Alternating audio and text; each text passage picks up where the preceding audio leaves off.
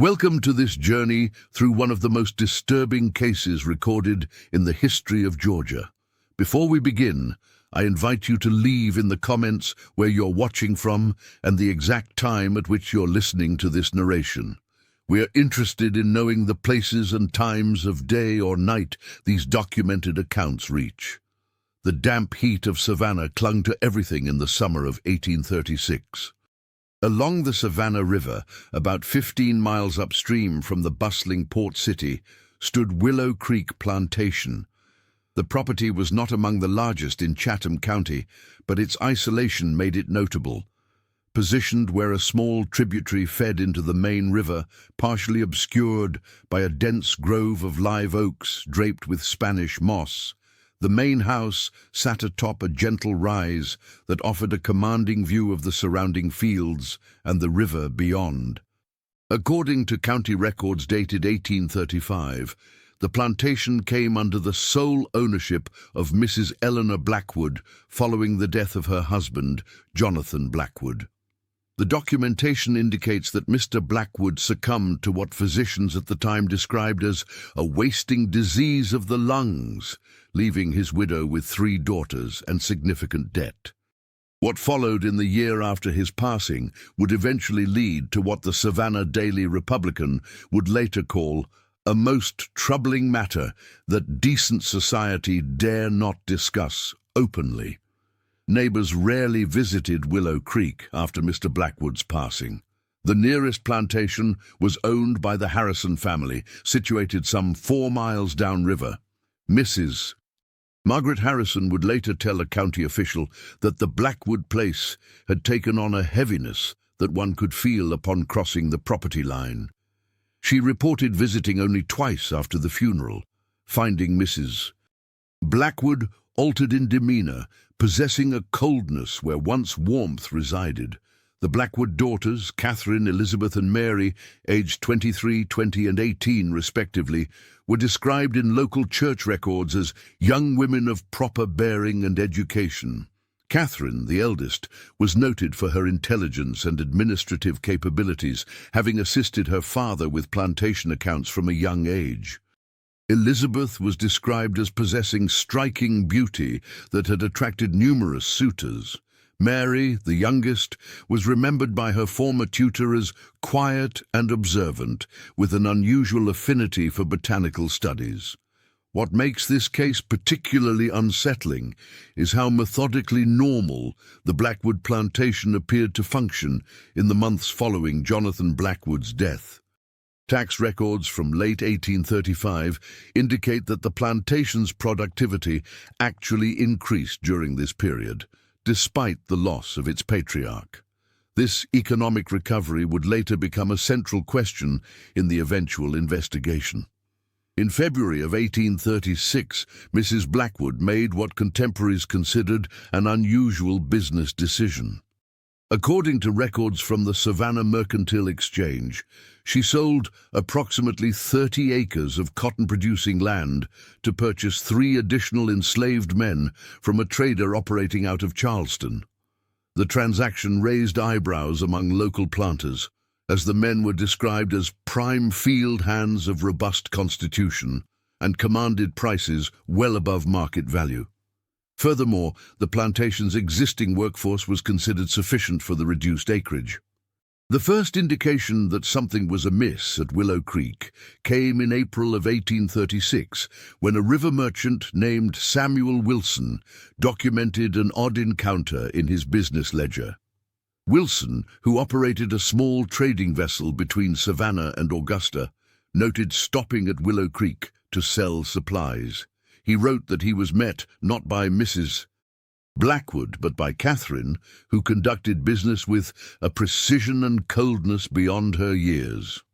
Wilson observed that the house appeared to be in a state of unusual activity, with the sounds of construction emanating from the rear of the property. When he inquired about the nature of the work, Catherine reportedly replied that they were simply improving accommodations for those who contribute most to our recovery. Wilson also noted something that would later prove significant. To investigators, The younger Mrs. Blackwood were nowhere to be seen, though I distinctly heard female voices from the upper floor of the house. When I made polite inquiry as to their well-being, Miss Catherine informed me with unusual firmness that her sisters were occupied with duties essential to the preservation of our family name. By early summer, neighboring plantations began to notice that the Blackwood daughters were no longer present at church services or social gatherings. Mrs. Harrison reported calling upon the family in June, only to be received briefly by Mrs. Blackwood in the front parlour. According to her account, given to authorities the following year, Eleanor appeared changed, thinner, with a hardness about her eyes I had not observed before. When I inquired after the girls, she stated simply that they were engaged in family matters of a delicate nature and changed the subject to the price of cotton. Mrs. Harrison also noted that during her visit, she observed through a window one of the recently acquired enslaved men being led by Catherine toward what appeared to be a newly constructed outbuilding behind the main house. When she attempted to view this structure more clearly by moving toward another window, Mrs. Blackwood reportedly interposed herself with remarkable quickness and suggested they take tea in the front room, away from the excessive heat of the afternoon sun. In late July, Dr. Thomas Green, the physician who had attended Jonathan Blackwood during his illness, was summoned to Willow Creek. According to his medical journal, discovered during the subsequent investigation, he arrived to find Elizabeth Blackwood in an advanced state of pregnancy. What disturbed Dr. Green, according to his private notes, was not the pregnancy itself, which, while scandalous for an unmarried woman of her standing, was not unheard of, but rather the clinical manner in which Mrs. Blackwood discussed the situation. Dr. Green wrote, "Mrs. B. spoke of the matter as one might discuss a prize mare's foaling. When I inquired as to the father, thinking perhaps arrangements for a hasty marriage might be in order, she dismissed the question as irrelevant to the task at hand. Most troubling was Miss Elizabeth herself, who sat silently throughout, showing neither shame nor any other emotion one might expect. She appeared sedated, though I observed no evidence of laudanum or similar substances." The doctor's notes continue. "Before departing, I was asked to examine the youngest daughter as well, finding her also in a family way, though less advanced. When I expressed concern, suggesting that perhaps the young women might benefit from a period of rest with relatives in Charleston, Mrs. B. fixed me with a gaze I shall not soon forget, stating, 'Doctor, what you witness is the salvation of Willow Creek. We have discovered a resource more valuable than cotton.'" Dr. Green apparently reported his concerns to Reverend James Harlow of St. John's Episcopal Church in Savannah. Church records include a cryptic notation from August 3, 1836, indicating that Reverend Harlow planned to visit Willow Creek to address matters of grave moral concern. The planned visit never occurred, however, as the Reverend was called away to attend to his ailing mother in Virginia. The situation at Willow Creek remained largely unknown to the wider community until September 12, 1836, when an enslaved man named Solomon escaped the plantation and made his way to Savannah. Solomon sought sanctuary at First African Baptist Church, where he related his account to Reverend Marshall, one of the few black ministers permitted to preach at the time.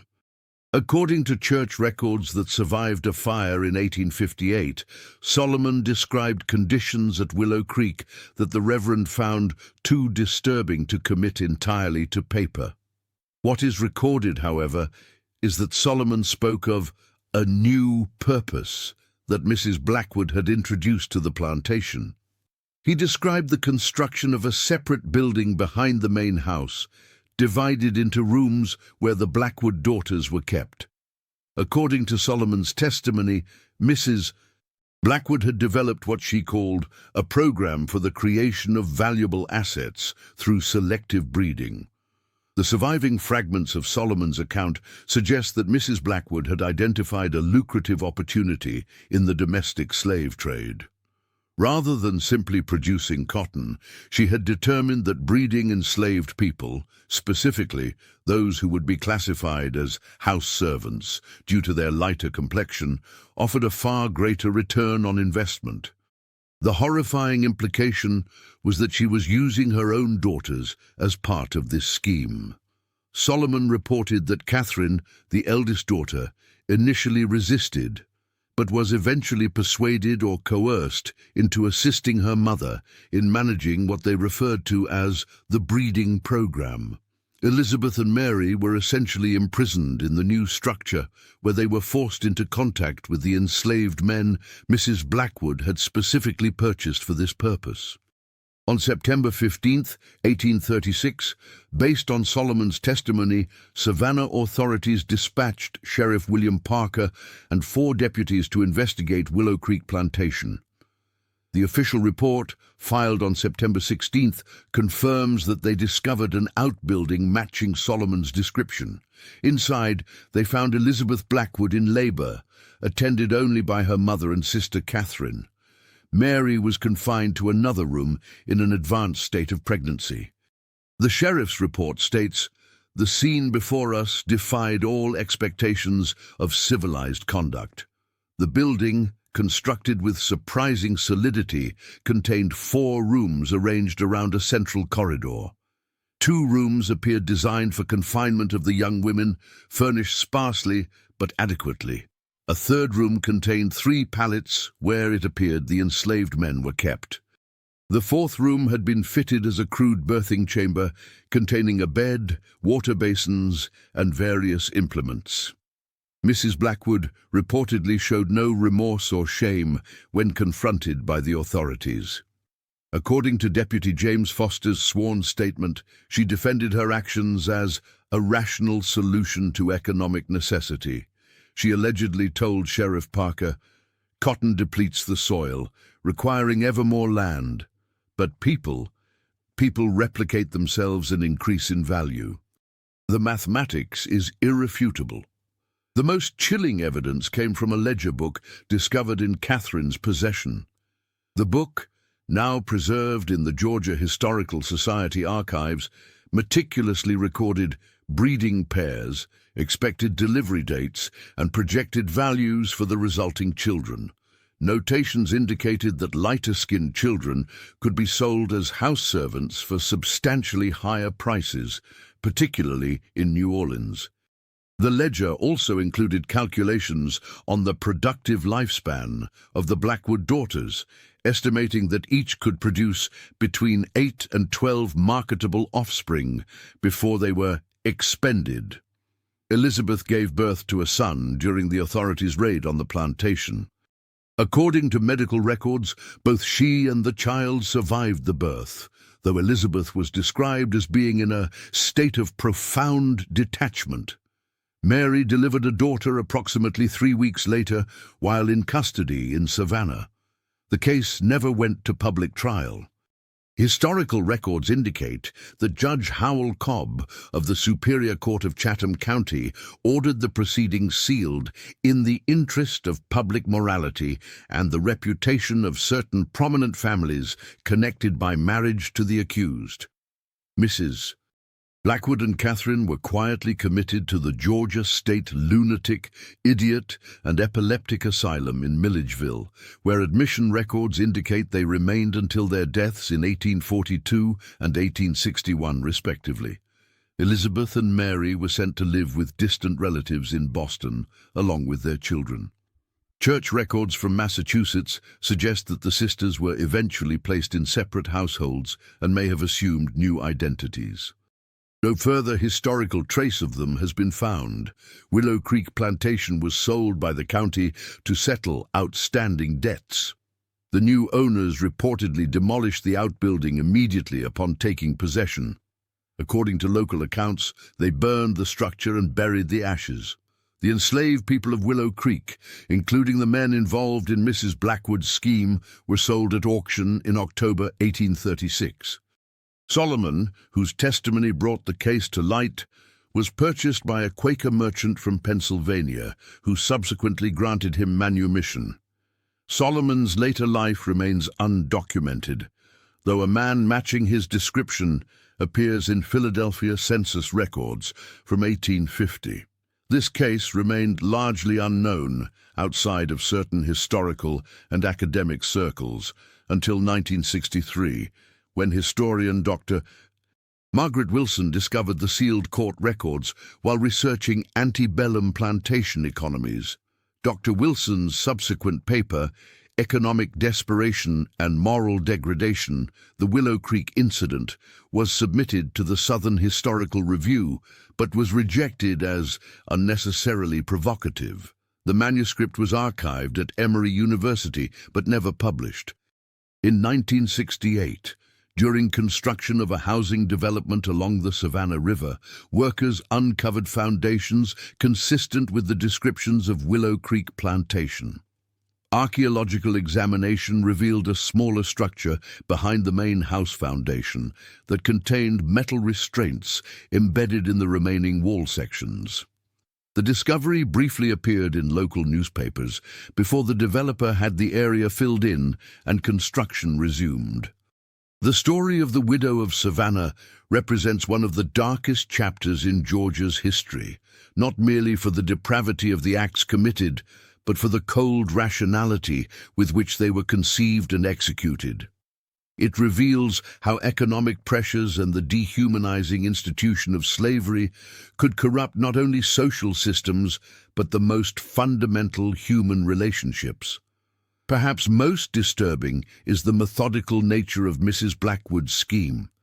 The ledger entries suggest not a descent into madness, but a calculated business strategy, one that viewed her daughters and the enslaved people under her control as mere units of production in a human supply chain. This case forces us to confront uncomfortable questions about how economic systems can warp moral boundaries and how the commodification of human beings extends beyond the obvious structures of chattel slavery to infect even the supposedly sacred bonds of family. Today, no marker or memorial indicates the location of Willow Creek Plantation. The land has been subdivided and developed, with current residents largely unaware of what transpired there nearly 2 centuries ago. But in archives and historical records, the documentation remains, a stark reminder of capacity for darkness that lies within human nature when people are valued merely as commodities. The fate of the children born at Willow Creek remains unknown. No records have been found to indicate whether they remained with Elizabeth and Mary or were placed elsewhere. The silence of history on this point perhaps offers the only mercy in this otherwise merciless tale. For those who study the darkest chapters of American history, the case of the widow of Savannah serves as a disturbing reminder that the most horrifying monsters are not supernatural creatures, but ordinary people who, under pressure or persuasion, can convince themselves that the unthinkable is not only thinkable, but necessary. Some local residents near the former plantation site have reported unusual sounds on summer nights, what they describe as women's voices carried on the evening breeze. Historians and psychologists suggest this is likely the power of suggestion at work, as the story has periodically resurfaced in local lore. Yet those who claim to have heard these sounds insist there is something distinctly unsettling about them, not cries of pain or fear, but the cold, methodical tone of someone taking inventory. In 1967, 1 year before the archaeological discovery of the foundation, a graduate student named Thomas Jenkins claimed to have found a small leather-bound book while researching at the Georgia Historical Society. According to Jenkins, the book contained what appeared to be Catherine Blackwood's personal diary, separate from the business ledger previously discovered. Jenkins reported that the diary detailed Catherine's initial horror at her mother's proposal, followed by her gradual acceptance and eventually her enthusiastic participation. Before Jenkins could properly document or photograph the diary, he claimed it disappeared from his research materials. No record of such a diary exists in the Historical Society's catalogue, and Jenkins' account is generally dismissed as either fabrication or confusion with another document. The Blackwood case remains one of the most disturbing examples of how the institution of slavery corrupted not only those who directly profited from it, but entire family systems and moral frameworks. What happened at Willow Creek Plantation represents the logical but horrifying endpoint of a system that reduced human beings to property and breeding stock. As for the Blackwood name, it appears to have been systematically erased from Savannah society. No streets or buildings bear the name, and genealogical records of prominent Savannah families seem to have excised any connections to the Blackwood line. This erasure speaks to the community's desire to distance itself from the horror, to treat it as an aberration rather than a symptom of the broader system that enabled it. The land where Willow Creek once stood is now part of a suburban development called Riverside Estates. Residents occasionally report an unusual heaviness in the air, particularly around the area where archaeological evidence suggests the outbuilding once stood. Property records indicate that one particular lot has changed ownership 7 times since 1970, an unusual rate of turnover compared to neighboring properties. In the end, perhaps the most disturbing aspect of the Widow of Savannah's story is not what we know, but what remains hidden, buried in sealed records, lost documents, and collective silence. Like the foundations of Willow Creek Plantation, covered over but still present beneath the surface, the legacy of such calculated cruelty remains part of the landscape, felt but unseen, acknowledged but unspoken. And somewhere, perhaps, the methodical calculations of Eleanor Blackwood continue to echo, a reminder that the capacity for horror resides not in supernatural forces, but in the human ability to rationalize the unthinkable in service of survival, profit, or power. The sounds of the river continue to flow past the former site of Willow Creek Plantation, carrying secrets downstream toward the ocean. But some secrets never fully wash away. They simply sink into the soil, becoming part of the ground upon which new structures are built, new lives are lived, unaware of what lies beneath. In 1964, a local historian named Rebecca Collins attempted to locate descendants of Solomon, the man whose testimony had exposed the horrors at Willow Creek. Her research led her to Philadelphia, where she discovered records of a Solomon Blackwood, a free black man who had established a small carpentry business in the city during the 1850s. Census records indicated he had 3 children and was active in abolitionist circles. Collins noted in her research journal that the surname Blackwood was unusual for a formerly enslaved person to adopt, typically preferring to distance themselves from former owners.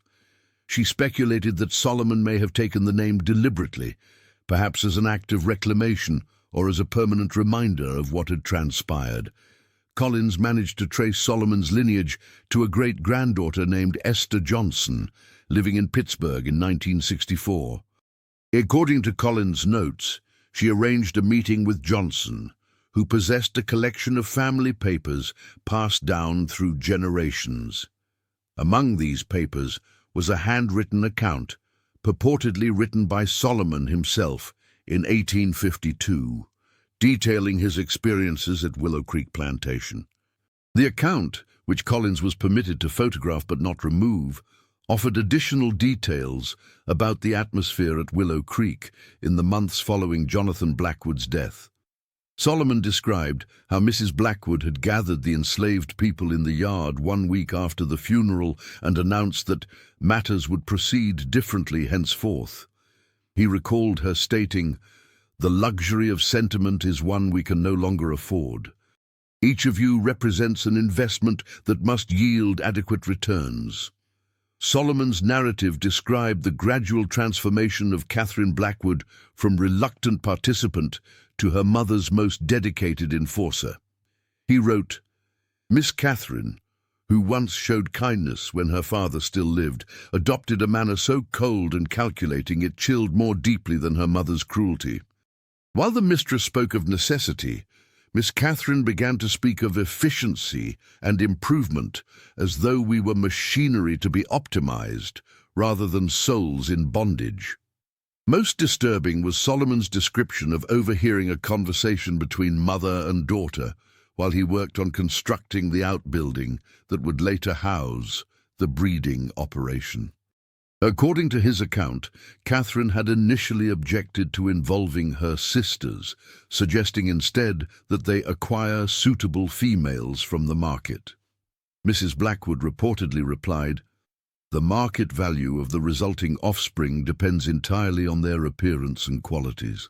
Our line possesses education, refinement, and the features that command premium prices. Your sister's participation is not a matter for discussion, it is the cornerstone of our recovery." Collins noted that Johnson was reluctant to discuss certain aspects of her great-grandfather's account, particularly those detailing the physical and psychological methods used to ensure compliance from both the Blackwood daughters and the enslaved men forced to participate in the scheme. Johnson reportedly told Collins, "Some parts of our history are not meant to be examined too closely. They cast shadows that can darken the present." In 1966, Collins submitted an article based on her research to the Journal of Southern History. Editorial correspondence in her personal papers indicates that the article was rejected for publication, with the editor writing, "While your scholarship appears sound, the subject matter and certain graphic elements make this unsuitable for our readership." Additionally, without access to the primary document for verification by other scholars, the account's authenticity remains questionable. Collins died in 1969, her research largely unpublished. Her papers were donated to the University of Georgia archives, where they remained uncatalogued until 1982. By then, she had been unable to relocate Esther Johnson, and the Solomon Blackwood account has never been independently verified. In 1972, during renovations to the Chatham County Courthouse, workers discovered a sealed metal box within a wall cavity. The box contained various documents from the 1830s, including a partial transcript of testimony taken from Elizabeth Blackwood during the investigation of Willow Creek Plantation. The transcript, now preserved in the Georgia State Archives, reveals Elizabeth's perspective on the events, though historians debate whether her statement represents her true thoughts or was influenced by her psychological state and possibly coaching from her mother. According to the transcript, Elizabeth stated, "Mother explained that our situation had become desperate.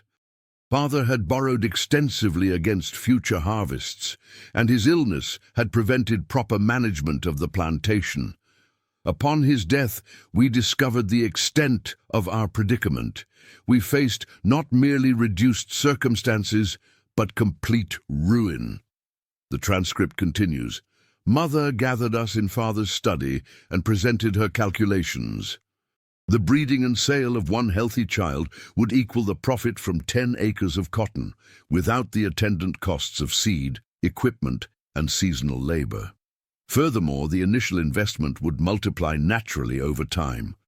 She spoke of it as our patriotic duty, ensuring the continuation of our way of life by adapting to changed circumstances." Most disturbing was Elizabeth's description of her own gradual acceptance. At first, the suggestion seemed beyond contemplation.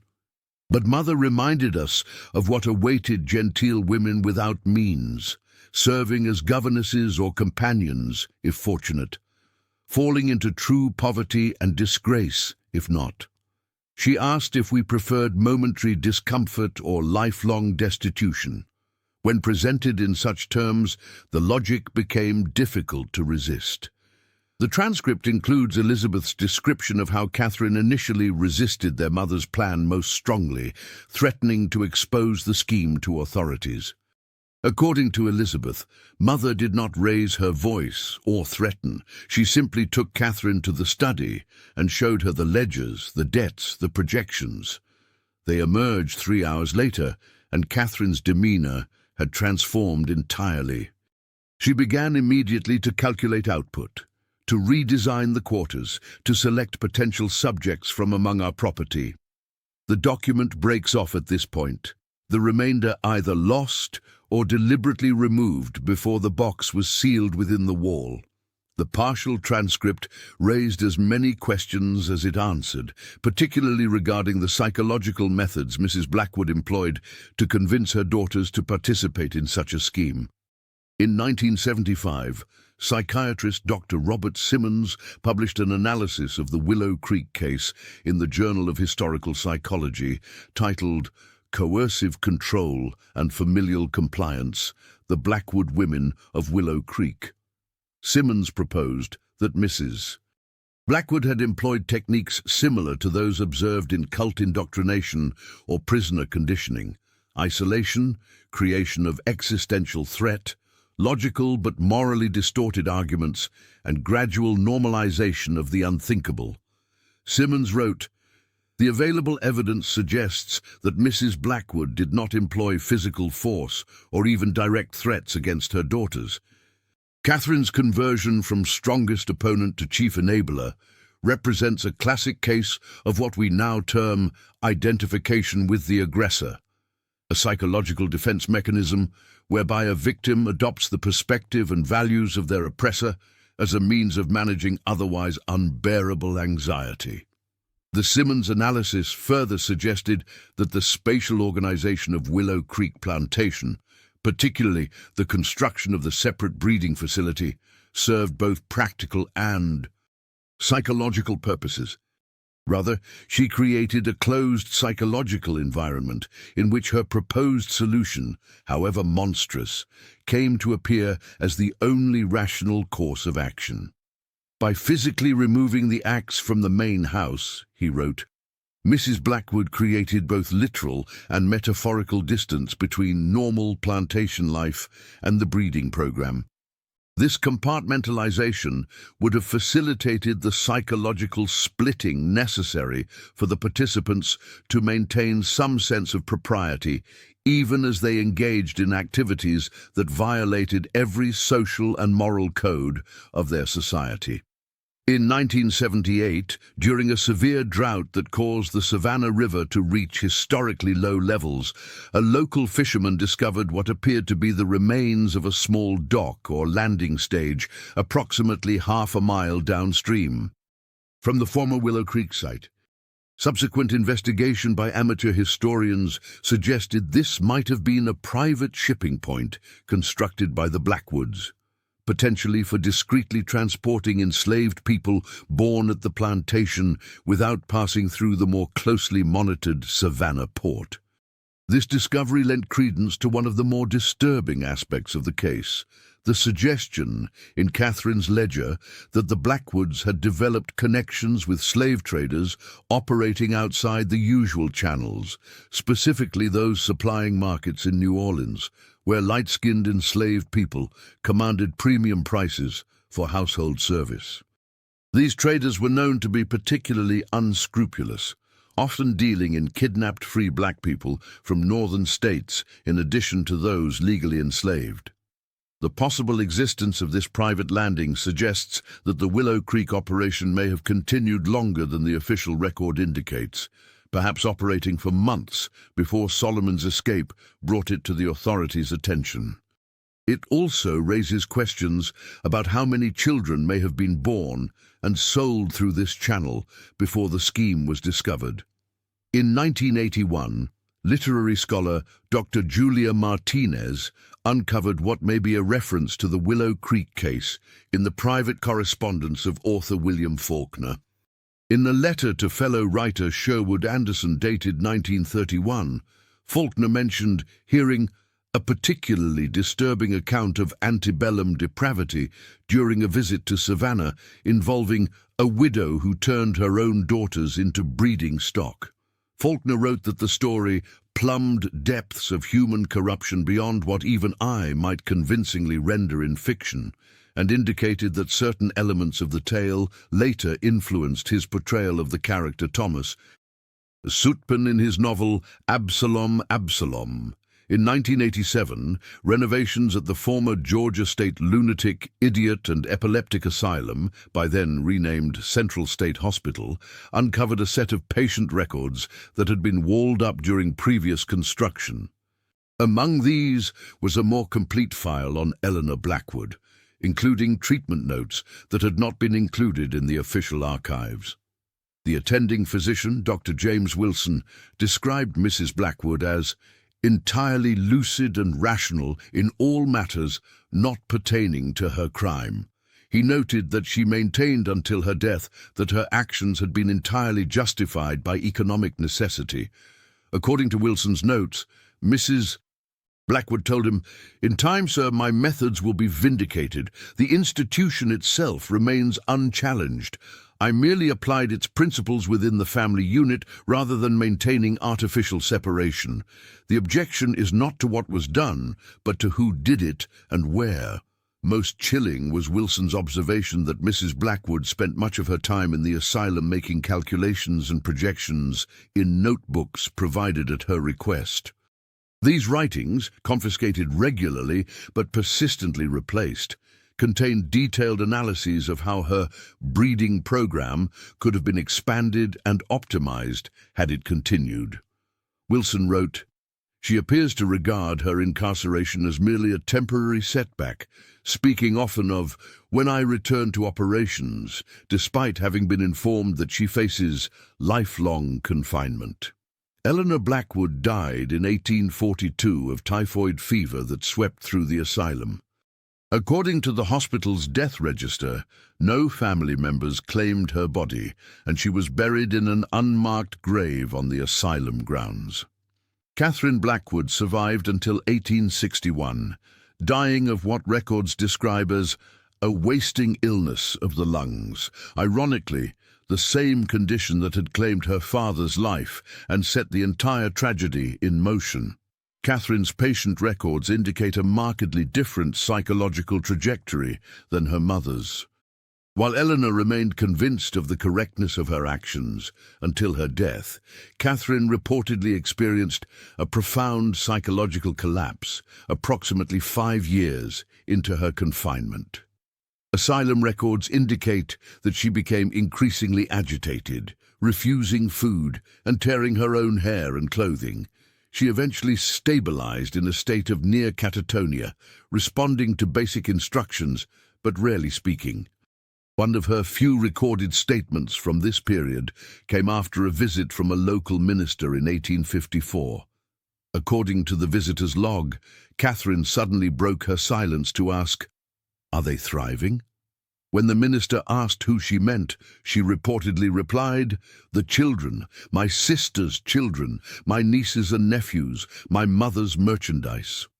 She then returned to silence and did not speak again for several months. The fate of Elizabeth and Mary Blackwood and their children remains one of the most poignant aspects of the case.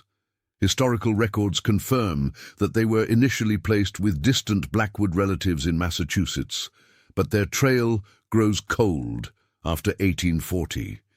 No marriage records have been found for either sister under their birth names, suggesting they may indeed have adopted new identities, either voluntarily to escape the stigma of their past or at the insistence of their host families. Fragmentary evidence from church charity records in Boston indicates that 2 young women matching their descriptions, accompanied by young children of mixed race, received assistance from a Presbyterian Women's Aid Society in 1839.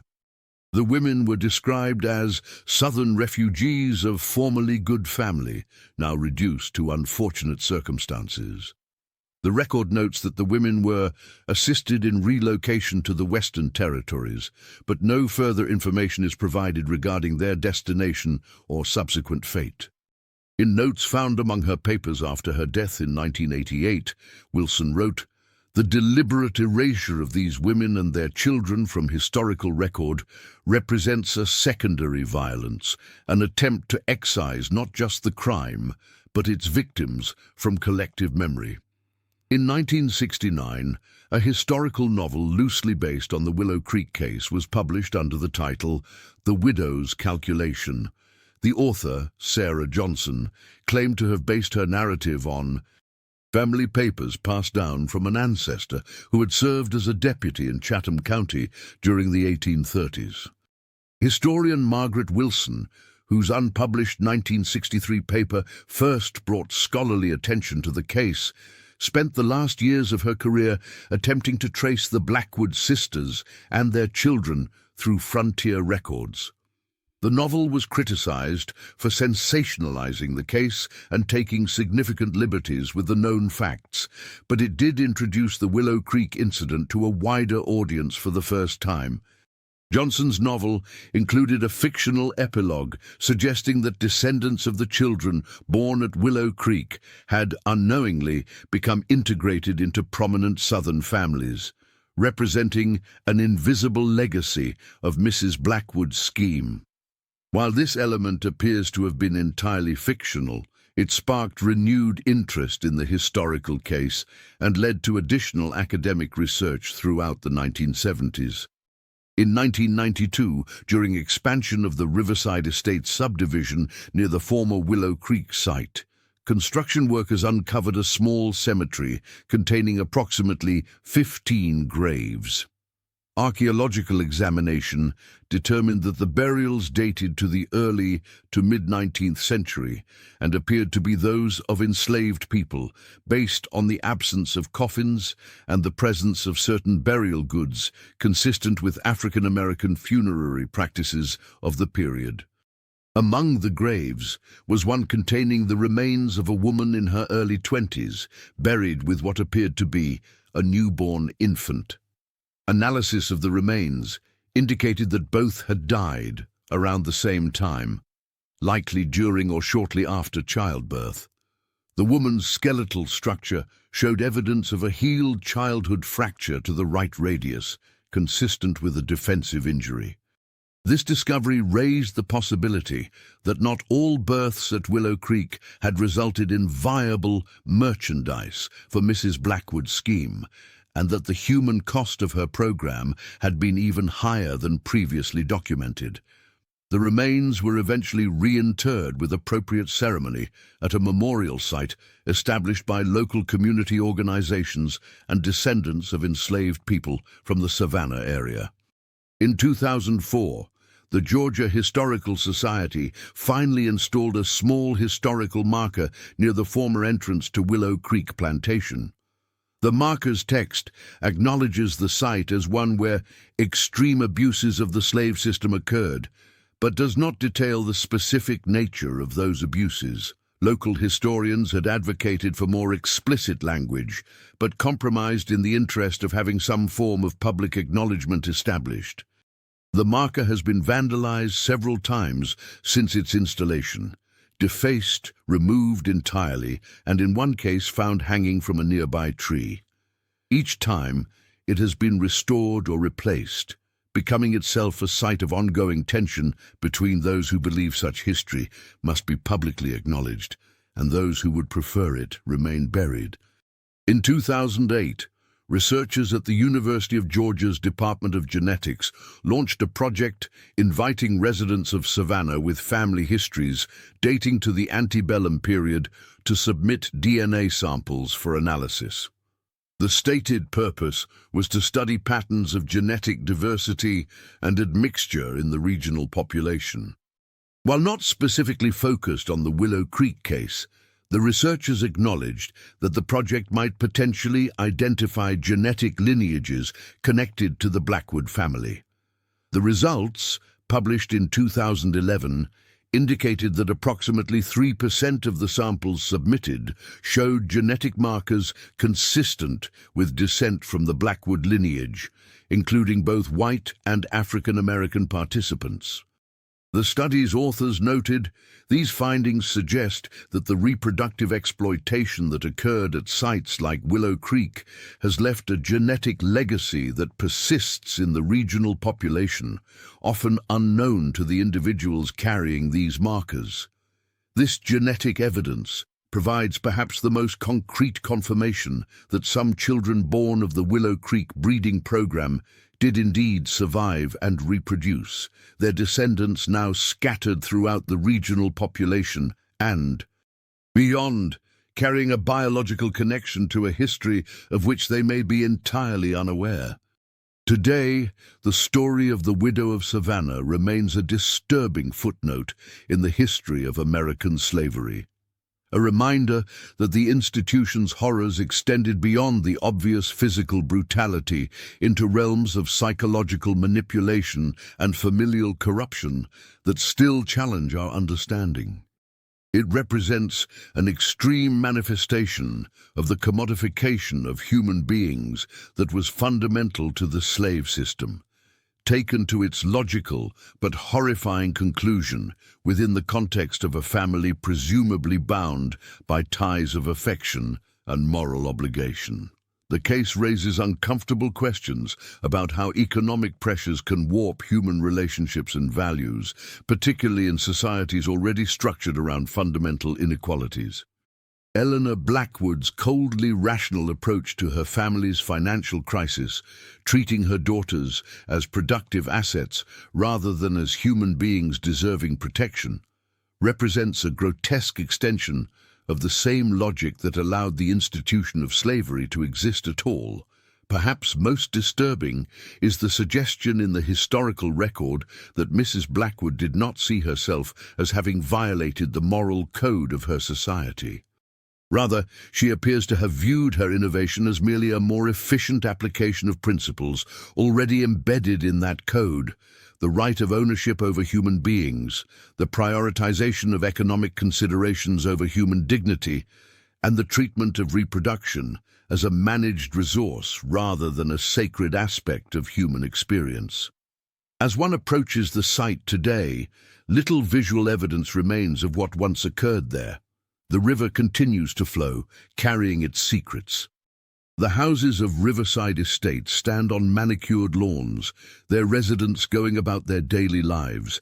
The historical marker, when not vandalized, offers only the briefest acknowledgement that something significant and terrible once happened in this place. Yet for those who know the story, the land itself seems to hold a certain heaviness. Not the supernatural dread of ghost stories, but something more profound, the weight of history unreconciled, of justice never truly served, of wounds inflicted not just on individuals, but on the very concept of human dignity and familial bonds.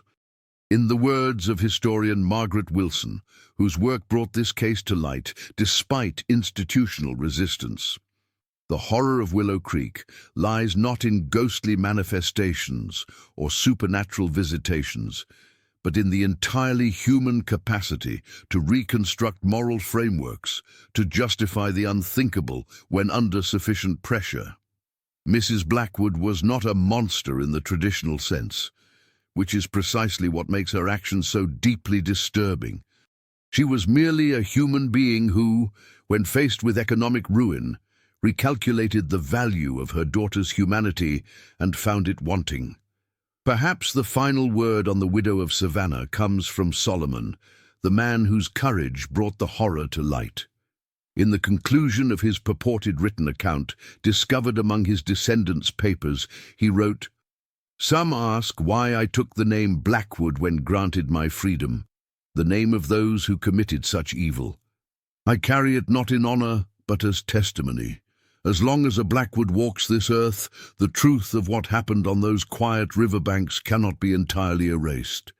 I bear witness with every signature, every introduction, every time my name is called. The river may wash away blood, but it cannot cleanse memory. And so the story of Willow Creek Plantation remains, not as a lurid tale of supernatural horror, but as a stark reminder of the darkness that can emerge from the human heart when people are valued as commodities rather than as bearers of inherent dignity and worth. The true horror lies not in what is alien to us, but in what is all too human, the capacity to rationalize the unthinkable in service of survival, status, or financial gain. The legacy of the widow of Savannah persists not in ghostly manifestations or cursed ground, but in the ongoing struggle to ensure that human beings are never again reduced to items in a ledger, entries in a breeding program, or resources to be optimized. It reminds us that the most essential battle against horror is not fought with crosses or silver bullets, but with the constant, vigilant insistence on recognizing the humanity in every person, especially when economic, social, or political pressures tempt us to do otherwise. As the sun sets over the Savannah River, casting long shadows across what was once Willow Creek Plantation, one might imagine Eleanor Blackwood still calculating, still optimizing, still certain of her own rationality. And in that imagining lies perhaps the most important lesson of this dark history, that the most dangerous monsters are not those that stalk the night, but those that walk among us in daylight, ledgers in hand, convinced of the necessity and righteousness of their actions. The true horror is not that such things happened long ago, but that the reasoning that enabled them remains recognizable today. The prioritization of profit over people, of economic necessity over human dignity, of calculated efficiency over compassion. The story of the widow of Savannah is not merely a historical curiosity, but a warning that continues to echo down through the years, carried like whispers on the river breeze. Beware the monster that wears the face of rational necessity,